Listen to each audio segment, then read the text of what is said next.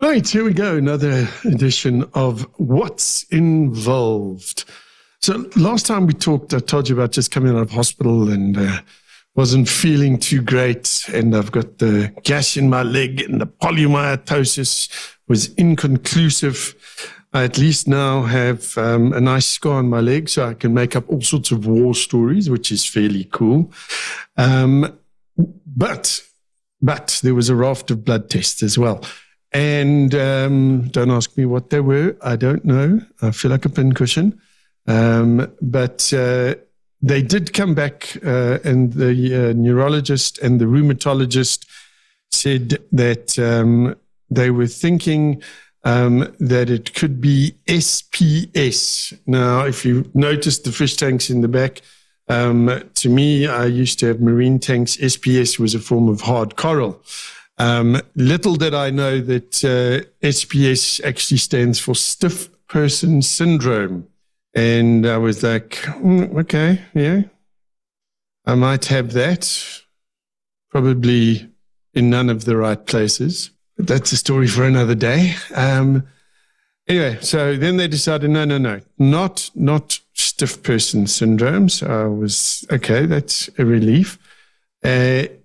What they said is looks like something called myasthenia gravis, which is like, I guess, like muscle weakness and wasting, which I've been complaining about, on top of the CIDP, just so that we can be clear. Okay, I mean, what is the point of going through all of the suffering if I can't share it with you? And that's just me making light of it. Anyway, so they gave me 2 new forms of medication. Also don't know what those names are. Been taking them for about a week now. And I have to say, at this stage, I'm cautiously optimistic. Those muscle-ripping cramps are way down. The pain is down to a pleasant, manageable level 3 out of 10. So that's okay. The biggest change, though, that I've had, and I'm trying to figure out if this is, because I think logically to me it should be something that plays a role, because sleep, I was just not getting any sort of form or quality of sleep. I'm sure I mentioned that I was diagnosed with sleep apnea as well. Man, do I rack up the issues, hey? Jeez, like, anyway, so I got the machine. I was very, very fortunate, and the light of my life helped me out, and we got the sleep apnea machine. It's got a lovely name, CPAP, and yeah, okay, it just conjures up stuff for me. Anyway, so you strap on the mask and off you go and you breathe, etc., etc., etc. And in the beginning, I kept taking it off in the night, and then if I woke up, I'd put it back on. I seem to be getting a bit better than that. They reckon you need to aim to sort of, between 6 and 8 hours of sleep with the mask on. But I must say, I think it's making a difference. I think the fact that I'm not waking up like 47 times an hour and having these periods where I'm not breathing for almost 90 seconds and blood oxygen levels going down to, I think it was like 72, somewhere around there. And I reckon the whole blood oxygen thing is fairly important. Now that that's happening, I think it's making a difference. But, as with everything, there is a downside. I guess I'm definitely not the most sexy person you could ever wish to sleep next to at the moment. Can you imagine waking up next to that? Actually, it makes no noise, unless, of course, it like comes unplugged or there's a gap around it. Okay, then it sounds like a flippin' turbine. But other than that, it's cool. So new myasthenia gravis and new medication. I'm feeling a lot more upbeat and a lot more positive about the world. And it's strange because I used to be very fit and quite strong and fairly muscular. I had what I would call, I don't know, not big bodybuilder muscles, but martial arts muscles, so fast twitch muscle, that kind of thing.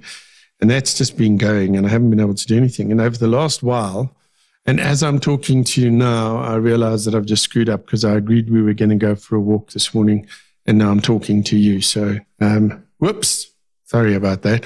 But being able to do some walking, being able to start doing some exercises, because I was, doing bed exercises.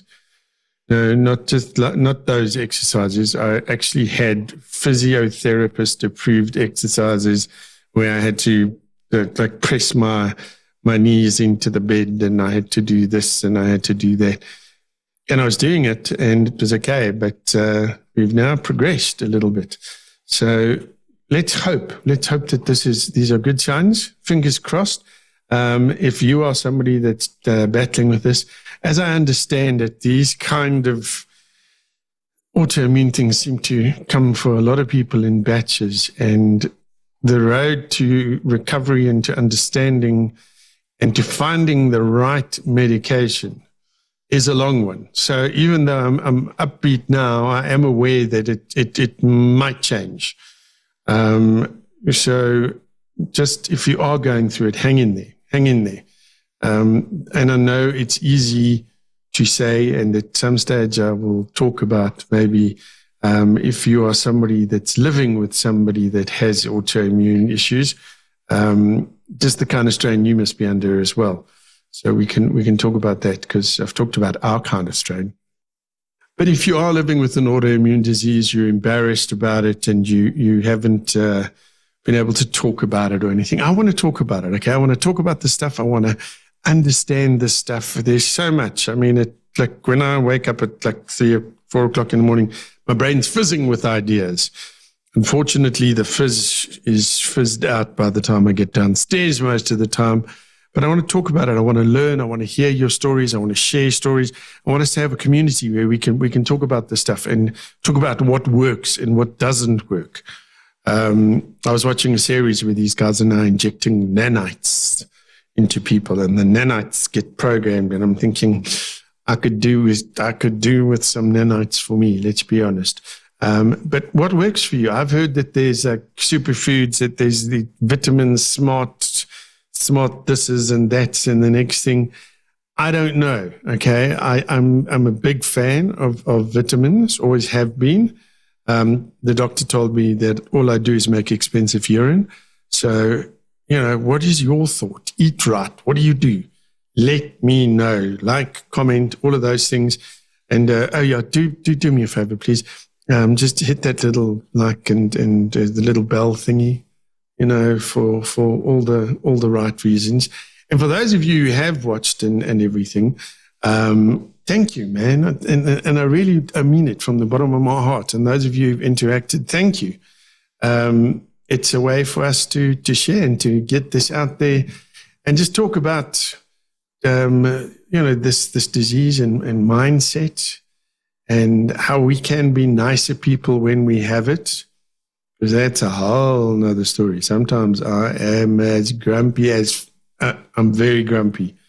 So let's talk, okay? Like, share, all of those things. Thank you so much, and take care. Look after yourselves. Be kind, and I'll chat to you again soon.